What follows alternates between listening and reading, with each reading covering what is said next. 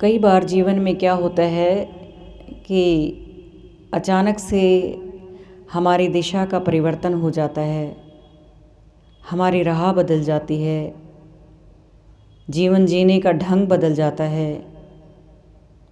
एकदम से हम पूरे के पूरे ही बदल जाते हैं। ऐसा क्यों होता है? आइए इसे समझें एक घटना से। औरंगजेब राजा की सभा में एक दीवान थे जिनका नाम वलीराम था। वे मुकदमे की फाइलें देखने का कार्य करते थे। दिन भर में जो भी मुकदमे होते, जो भी दिशा निर्देश राजा लिखवाते, तो वलीराम उन्हें लिखते और बाद में उनसे हस्ताक्षर करवा लेते थे। वलीराम बहुत ही ईमानदार, बहुत ही जिम्मेदार और बहुत ही मेहनती कर्मचारी थे। सभा का एक नियम था कि जो भी व्यक्ति आता था राजा को नमस्कार करता, और जब राजा बैठने के लिए संकेत देते तभी वे व्यक्ति अपने स्थान पर बैठता था। एक दिन क्या होता है कि वलीराम सभा में पहुंचते हैं, राजा को नमस्कार करते हैं, लेकिन राजा अनदेखा कर देते हैं और बैठने का संकेत नहीं देते। वलीराम खड़े रहते हैं, बहुत देर तक खड़े रहते हैं। बहुत ही देर हो जाती है इंतज़ार करते करते कि संकेत मिलेगा बैठने का तो वे बैठेंगे, लेकिन संकेत नहीं मिलता। एकदम से वलीराम परेशान हो जाते हैं और उनके मन में एक विचार आता है कि ऐसा क्यों। वे सोचते हैं कि मैं इतनी ईमानदारी से कार्य करता हूँ, इतनी जिम्मेदारी से कार्य करता हूँ, पूरी मेहनत से कार्य करता हूँ, तो क्या मेरा इतना भी सम्मान नहीं। तो वे फाइलें वहीं पर छोड़कर अपने घर वापस चले जाते हैं।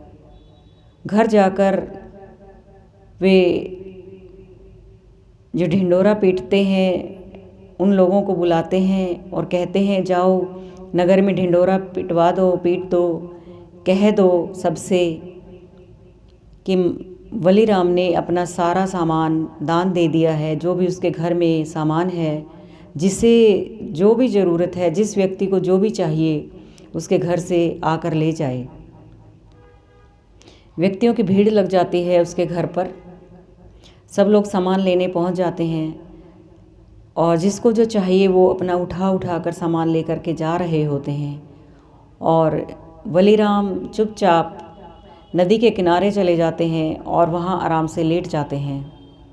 उधर सभा में जैसे ही औरंगजेब राजा सभा की तरफ देखते हैं कार्यवाही शुरू करने के लिए, तो वो क्या देखते हैं कि वलीराम अपने स्थान पर नहीं है।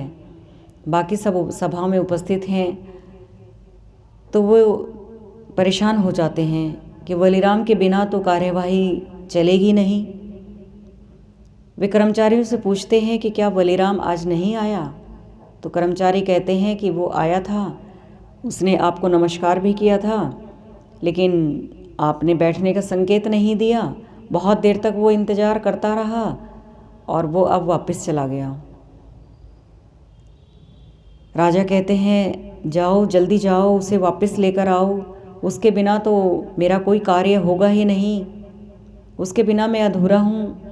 जाओ जल्दी से उसको वापस लेकर आओ। कर्मचारी उसके घर पहुँचते हैं। वहाँ लोगों की भीड़ लगी हुई है सामान लेने के लिए। वे उनसे पूछते हैं कि वलीराम कहाँ है और तुम उनके घर का सामान क्यों लेकर जा रहे हो। तो व्यक्ति बोलते हैं कि उन्होंने ढिंढोरा पिटवाया है कि मैंने सब वस्तुएं दान कर दी हैं, जिसे जो चाहिए वो ले जाएं, तो हम वस्तुएं इसीलिए लेकर जा रहे हैं। और वलीराम कहाँ है? वलीराम तो व्यक्ति बताते हैं कि वलीराम नदी के किनारे जाकर लेटे हुए हैं। तो ये बात राजा को कर्मचारी बताते हैं। तो राजा कहते हैं नहीं नहीं, वलीराम के बिना मेरा काम नहीं चलेगा। वो बहुत जिम्मेदार है, बहुत लगन और मेहनत से कार्य करता है, उसके बिना तो मेरा कोई काम नहीं हो पाएगा। और राजा परेशान हो जाते हैं और कहते हैं किसी भी तरह से उसको मना कर लाओ, जाओ जल्दी से। तो फिर कर्मचारी नदी किनारे पहुंचते हैं वलीराम से कहते हैं कि राजा का आदेश है, जल्दी से चलो। वलीराम एकदम से मना कर देते हैं, कहते हैं कि मैं नहीं जाऊंगा, मुझे वापस नहीं जाना। मना कर दिया उसने, और राजा को कह दो कि वलीराम अब नहीं आएगा। कर्मचारी जाकर राजा को ये बात कहते हैं तो राजा एकदम से क्रोधित हो जाते हैं, और लेकिन बाद में मुस्कुराने लगते हैं, हंसने लगते हैं, कहते हैं चलो कोई बात नहीं, मैं ही चला जाता हूँ उसको मनाने के लिए। राजा अपने कर्मचारियों के साथ वलीराम के पास पहुँचते हैं। वलीराम उसी तरह से शांत मुद्रा में मुस्कुराते हुए लेटे रहते हैं।